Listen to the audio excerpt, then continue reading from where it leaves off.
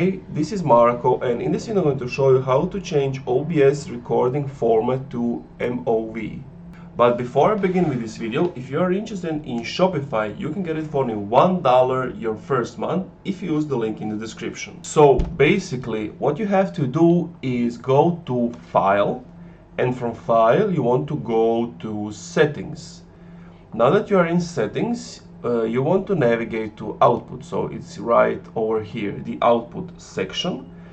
Now I can't change anything since I'm recording at the moment, but you see this recording format that I'm keeping. So basically you would click on here and you would click on MP4.